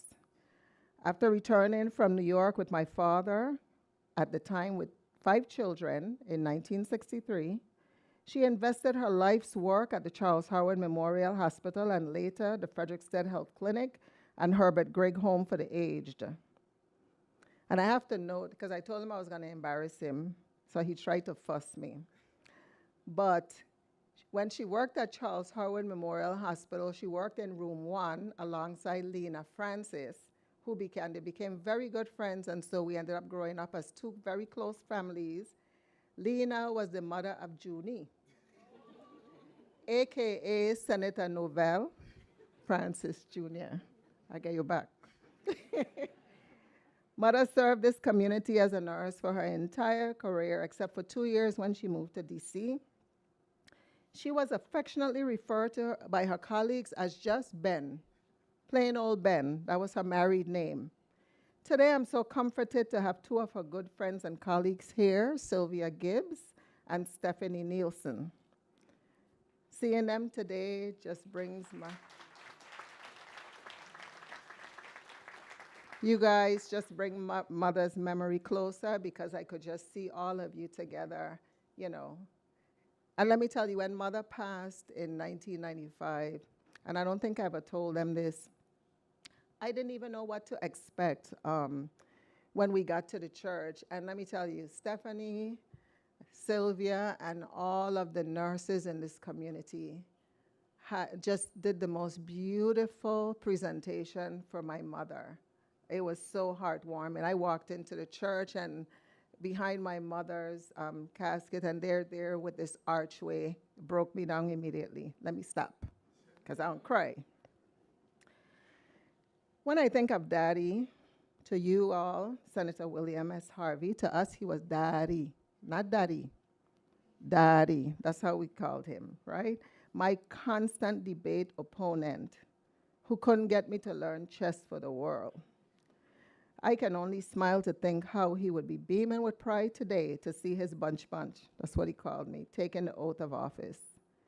And I know if you knew Daddy, you know exactly what I'm talking about right now. He is peacocking. I miss him because he always had a way of making me feel like I was the only one who could do whatever it was I endeavored, and I was the best at everything. And for a long time, I believed them too. So I want to take this opportunity to apologize to every and anyone who happened to be in my space during that period when I believed Daddy's propaganda. Today I have to also recognize, you know, my family, my husband's side of the family has also been so supportive and so loving to me. Could not have a better extended family than the Velasquez family. I see Tia, Isabel, Tio Domingo, you're here. But I have to recognize my late father-in-law, Maxie, and my mother-in-law, Mami Dori, who recently turned 92 and cannot physically be present. But they were very supportive and loving to me during and after I returned from law school.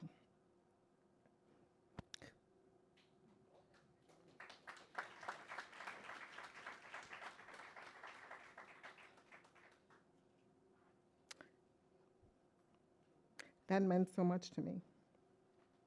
They provided us a place to live when we were just starting out. I wasn't making much money. My husband was a police officer.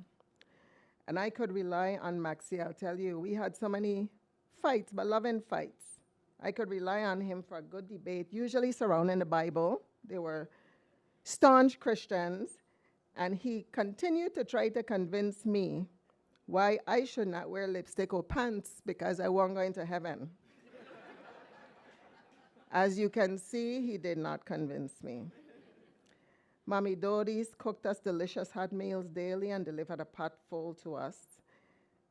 But when I was at home studying for the bar exam, Mami Dodi's regularly checked on me around midday, usually with a pot of food.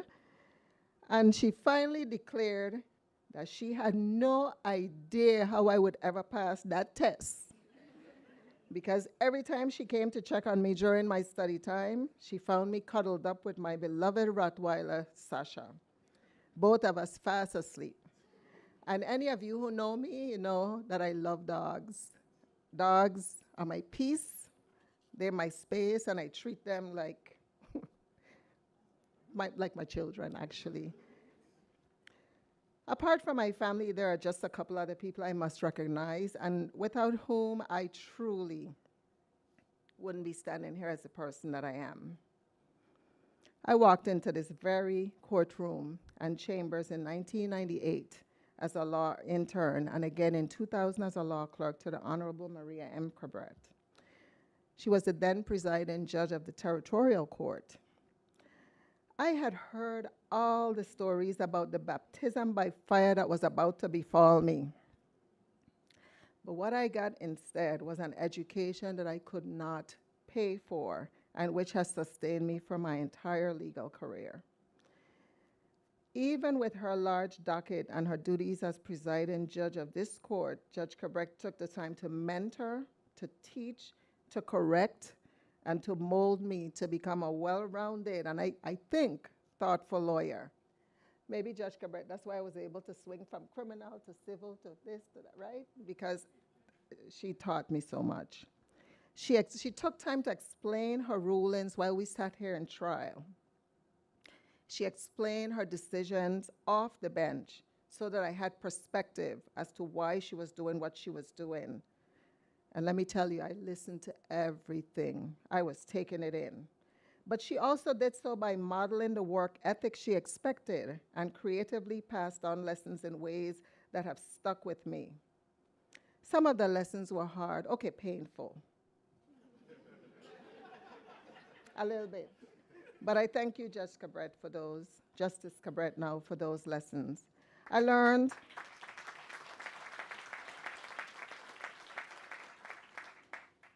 for example, that no matter your title, even judge, if the taxpayers are paying you for 80 hours, you ought to deliver at minimum a good 100 hours or so of productivity. And I again apologize to all the attorneys I've since supervised. As you can see, I got it innocently. I learned also that flitting about to others' offices for idle chatter is inconsistent with such aforementioned productivity. And again, I must say, court family, now you know why I still stay in my office, hunkered down at my desk. I am not antisocial. I just think Judge Cabret will bank the con at any minute. Most of all, from Judge Cabret, I learned respect for the justice system and the people who rely on us for redress of their grievances. That means taking our work seriously at every level, engaging in thoughtful, authority-based decision-making. It means avoiding unnecessary delays that translate into added time and cost to litigants. Preparing and reading everything in a case before taking the bench. Respecting litigants' time by starting hearings when you say the hearing's gonna start. And it means diligently and timely resolving matters. I received those messages. Let me just tell you a quick story. I have my apologies in advance. So Judge Cabret had some creative ways of passing along her lessons.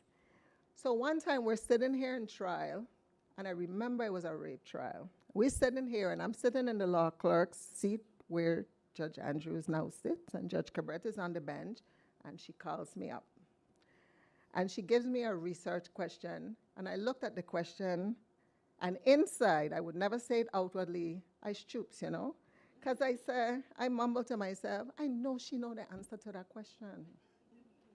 But she's sending me to research it, and back then, we had to do physical research. It wasn't just going to the computer and popping in a search term like we do now on Lexis or Westlaw. It was manual. We didn't have those things.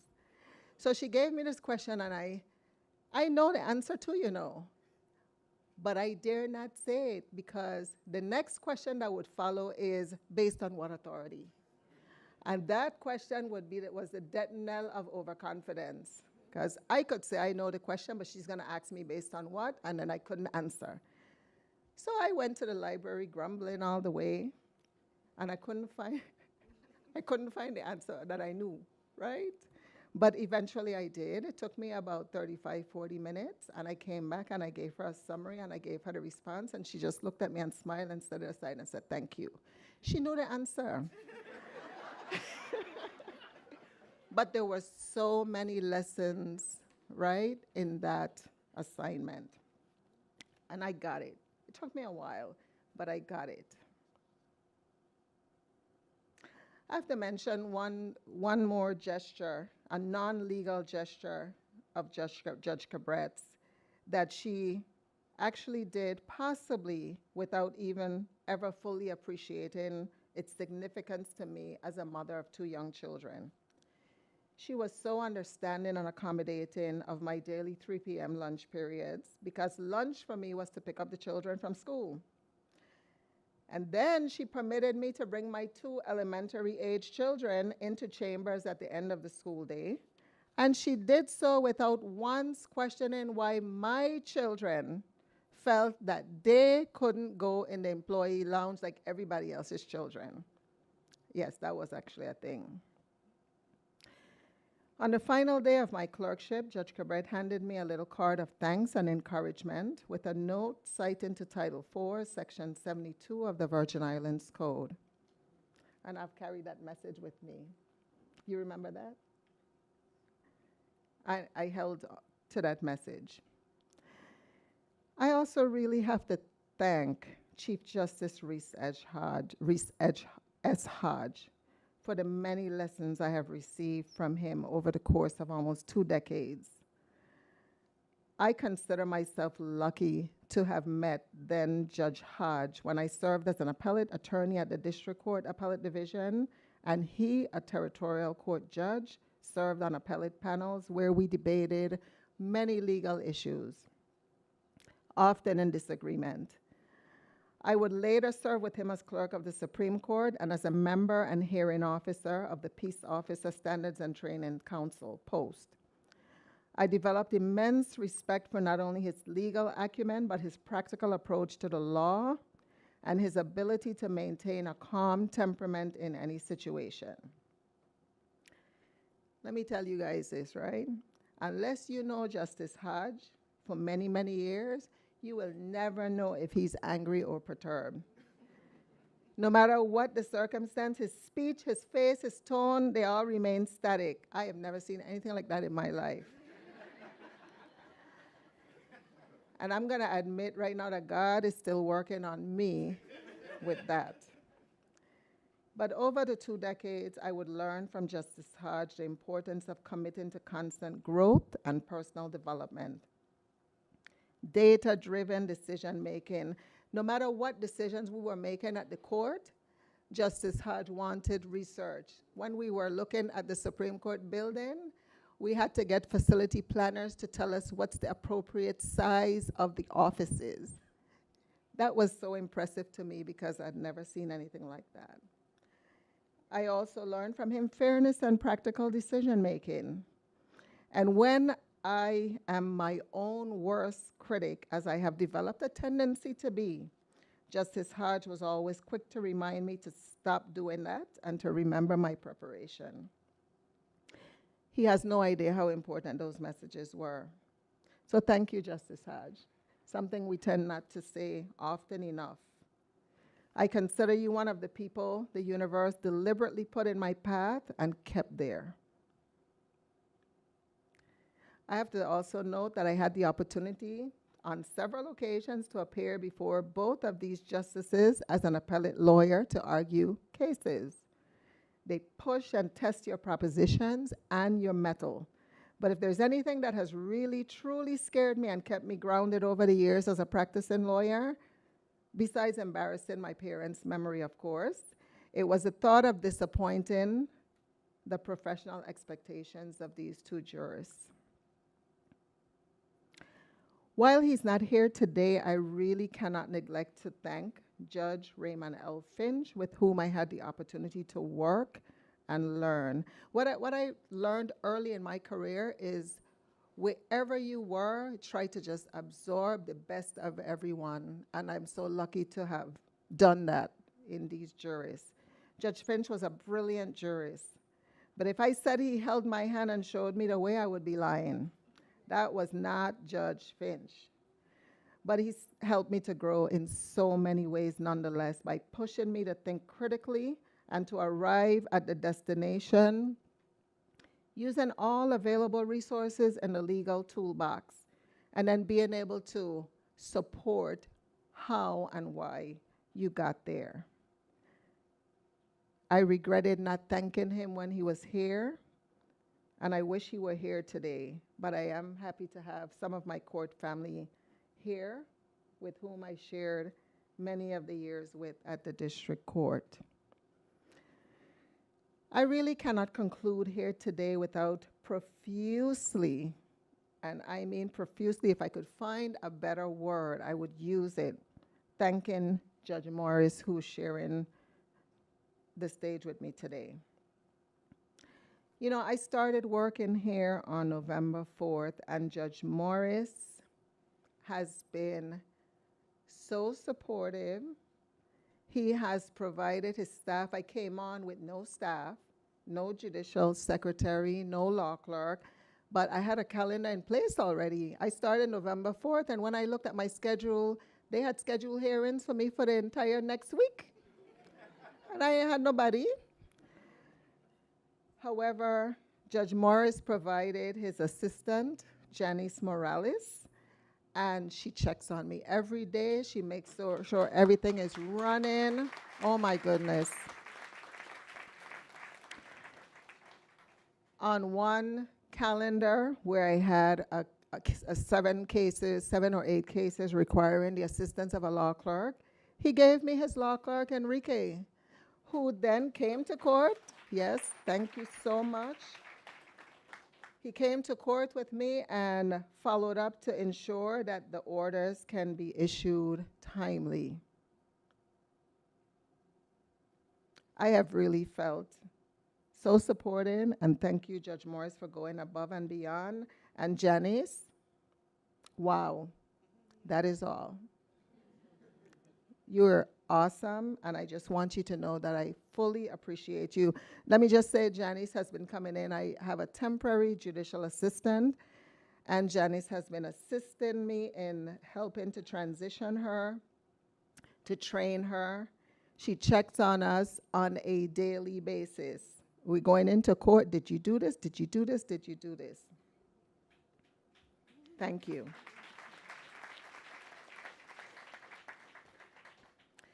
I have to also thank the rest of the court family who have been consummate professionals, and some of whom have been so kind as to pull my shoulder, my elbow when I'm missing something. Brenda, I did my first marriage and I forgot to introduce myself to the people I was marrying.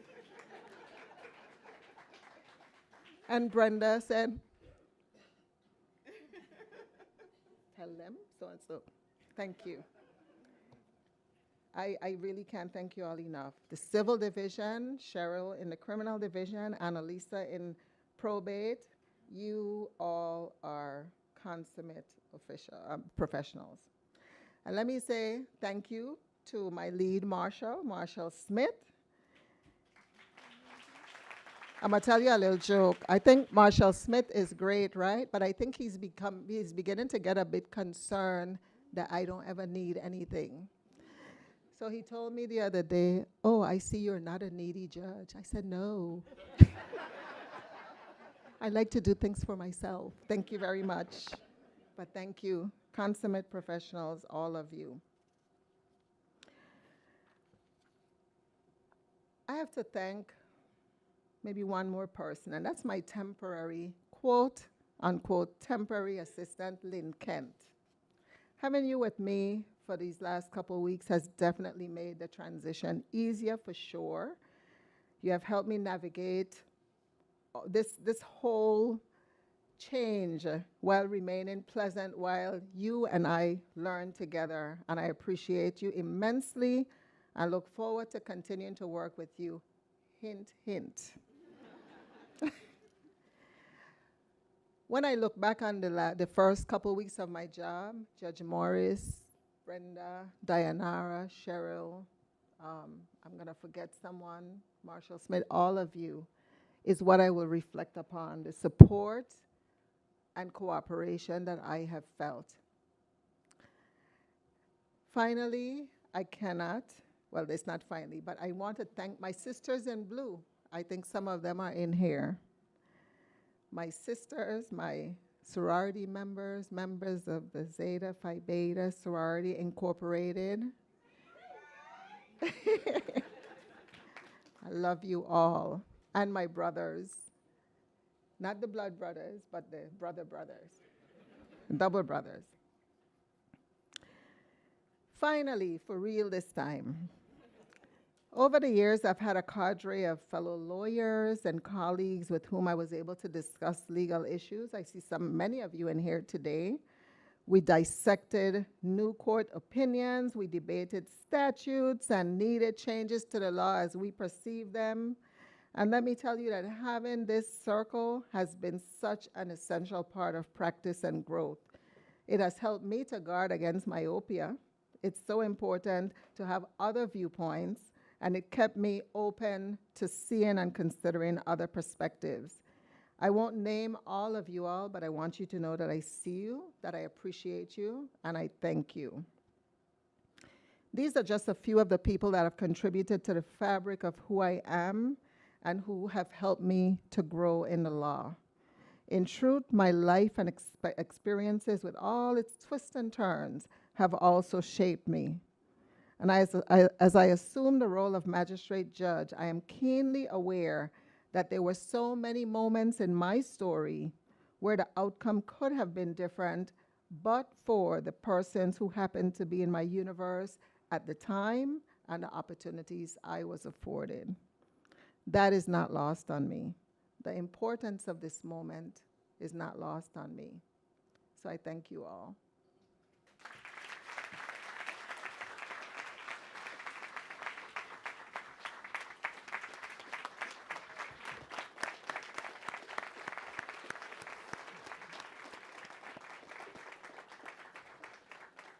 Please be seated.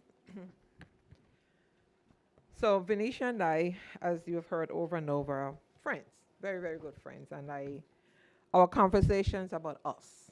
I keep it about us, just us. Because if I ask my friend a legal question, it takes about an hour to understand the response. I have to ask her, what does that mean? And Venetia just tell me in plain English. So I don't ask my friend anything legal, and I really don't want to know. But anyway, we are nearing the end of our program.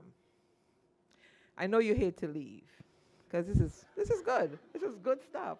Yeah, I know Elias want to leave.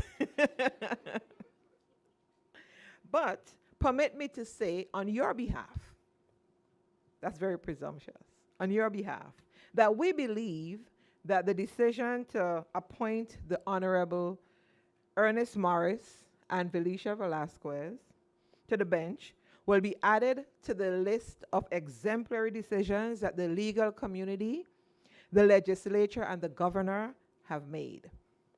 I can say without any doubt that the decisions that both judges will make will not only be legal decisions, but humane and thoughtful ones. We are convinced that they will stand up for the indigent, will give hope to those who feel hopeless, will be fair to the voiceless because of their unique way of taking the entire person and the law into consideration, especially when making life-changing decisions. I thank you all again for being here on behalf of the families, as you have heard, who have taken time out to or have supported the judges here today. I'm now going to turn the lectern over to the Honorable Alfonso Andrews, the Administrative Judge of the Superior Court of the Virgin Islands of the United States, who will now give the closing remarks.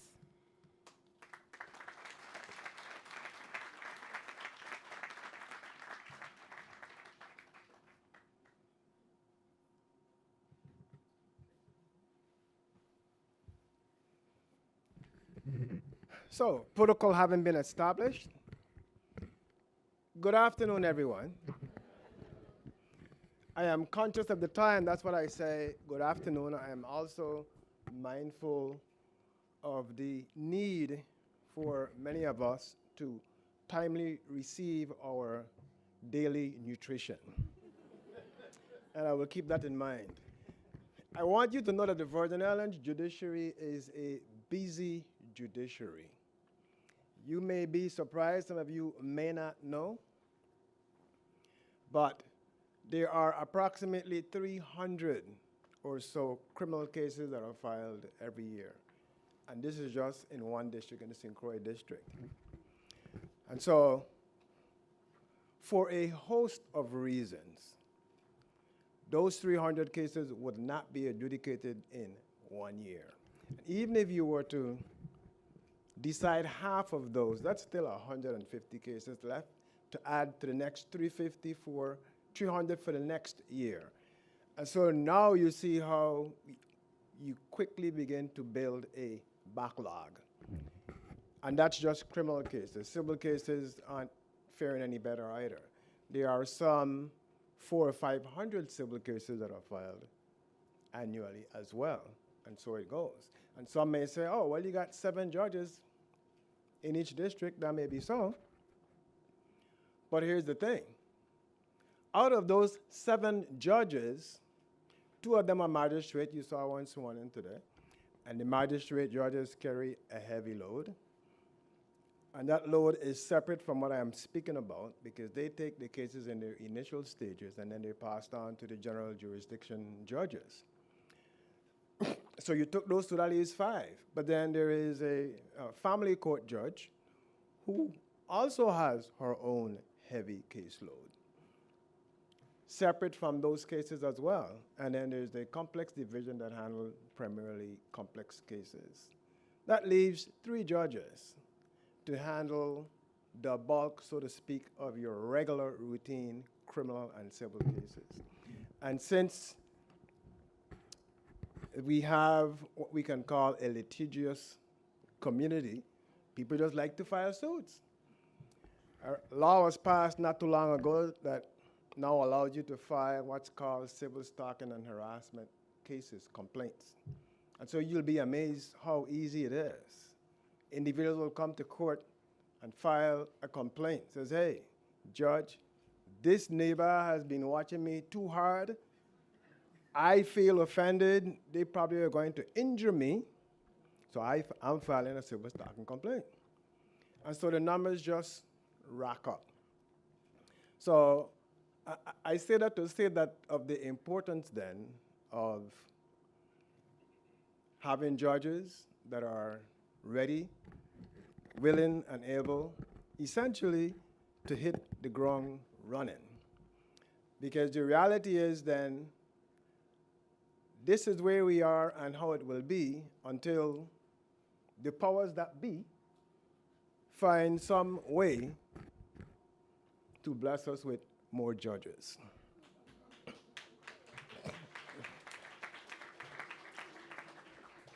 In the meantime, I am confident, based upon everything that we've heard here today, that both judges, Judge Venetia Velasquez, who, as you've heard, has been through this within the criminal, not the criminal, in the justice system or in the legal arena for quite a while. And you heard her enthusiasm, so we expect that she will hit the ground running and do justice to the cases that come before her. Judge Morris, as well, as you know, well, he's already been a judge. He acted as a magistrate for a term and then some months. And so he's coming to this job with a background of experience as well. And so I feel confident that both of these judges will step up to the plate and give us impartial, independent, and prompt decisions in the cases that come before them. And so I would like to say to them, congratulations. And one more thing I'd like to say too, the court personnel, there was court personnel both from St. Thomas and St. Croix that actually made this day possible. Organizing this, they met and conferred, and they met and conferred, and that went on for quite a while. And it's because of them why we were able to put on this wonderful investiture today. And so I want to ask you to join me, give them a round of applause for a job well done.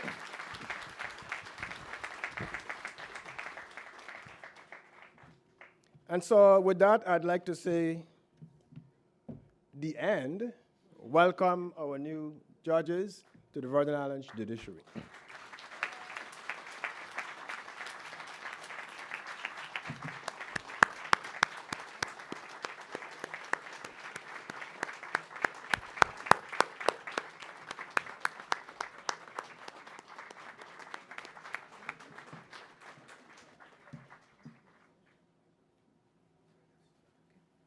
Well, please remain standing.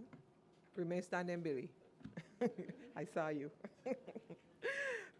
Please remain standing as we call on the Reverend Dr. Jeremy Francis to lead us in the benediction. And after the benediction, you're all invited across the courtyard over there someplace. They're going to have some light refreshments.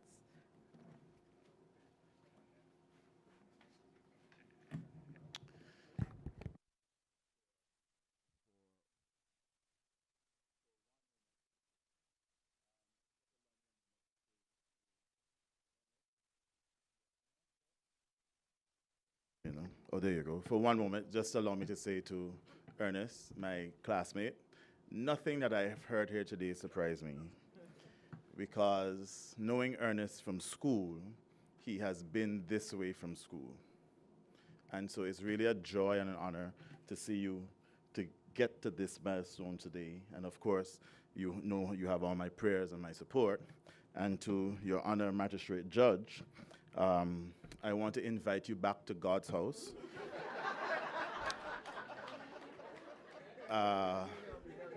You can bring Miss Barbara with you.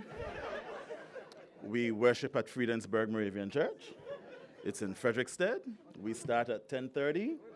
It's across from the graveyard and between the government house, right in the middle there. And we will allow you to fall in love with Jesus and let Jesus put a hold on you.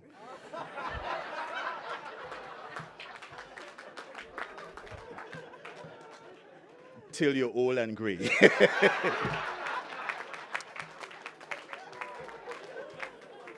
And that's for anyone else as well.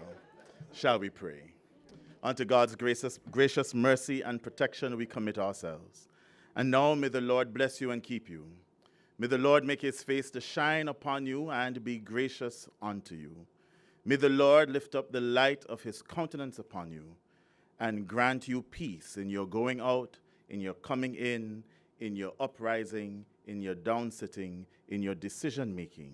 In Jesus' name, amen. Amen. Thank you very much. Thanks, everyone. So you can please join us or the staff for some light refreshments. Thanks. All right, Judge.